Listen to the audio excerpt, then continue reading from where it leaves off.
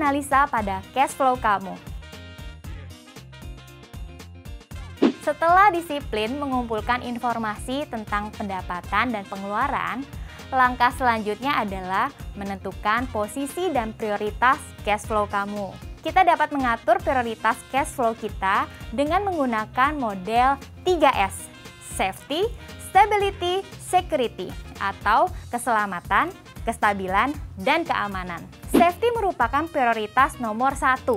Cash flow kamu harus dapat memenuhi kebutuhan dasar seperti makan, tempat tinggal, dan kesehatan diri sendiri.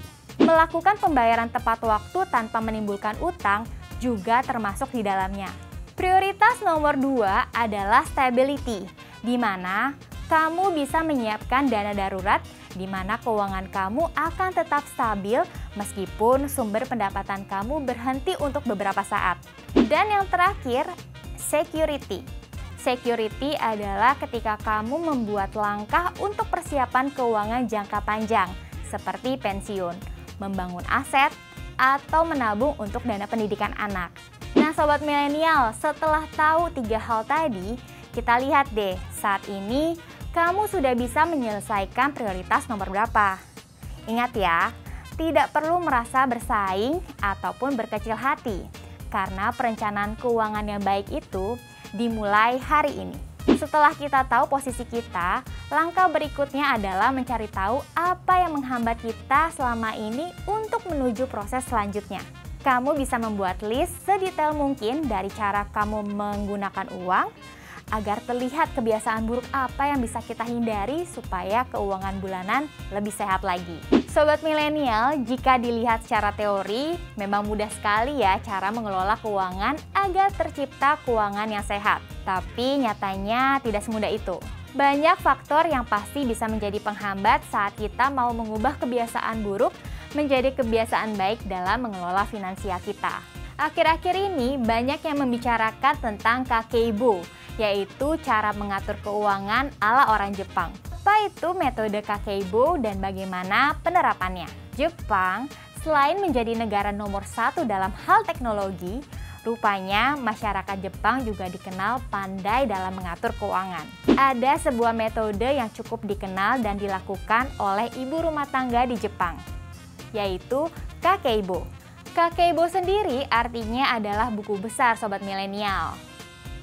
Metode ini pertama kali diperkenalkan pada tahun 1904 oleh seorang jurnalis bernama Makoto Hani.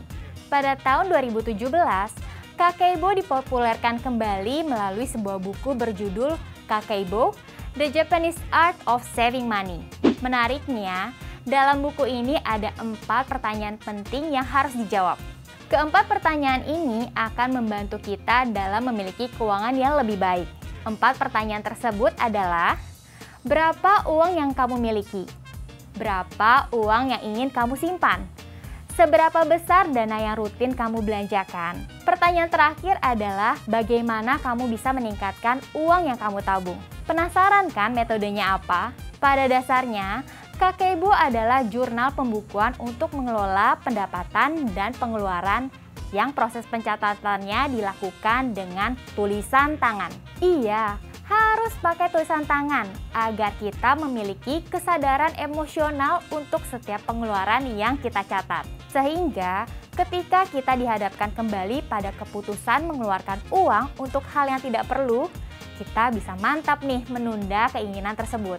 Langkah pertama, catat seluruh pemasukan baik dari gaji maupun penghasilan tambahan. Sisihkan terlebih dahulu uang yang ingin kamu tabung di bulan tersebut. Setelah itu, alokasikan sisanya ke dalam beberapa pos pengeluaran yang terbagi menjadi beberapa kelompok. Nah, yang menarik, metode ini membutuhkan amplop untuk menyimpan alokasi dana dari masing-masing pos tersebut. Mungkin kalau zaman sekarang, kamu bisa pilih bank yang sudah bisa memisahkan pos keuangan atau kamu bisa memisahkan rekening. Di akhir bulan, kamu cek pos mana yang berhemat paling banyak atau pos mana yang sudah habis sebelum waktunya. Dengan begitu, kamu bisa lebih baik lagi dalam membuat perencanaan di bulan berikutnya. Ujung-ujungnya, hal yang kita lakukan adalah menekankan kesadaran kita dalam penggunaan uang kita. Sobat milenial, memang tidak dipungkiri mencatat cash flow kerap dianggap sepele oleh sebagian orang dengan berbagai alasan seperti ribet, males, bingung, atau tidak terbiasa. Perilaku seperti itu harus segera diubah ya Sobat milenial. Penghasilan sebesar apapun tidak akan ada artinya jika kamu tidak efektif dalam mengatur cash flow kamu. Kamu harus disiplin ya Sobat milenial.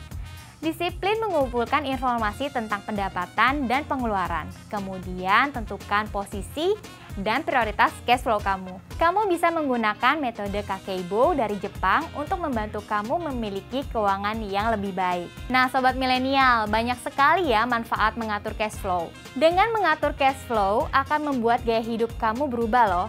Jadi jangan heran ya jika tujuan keuangan kamu akan lebih cepat tercapai.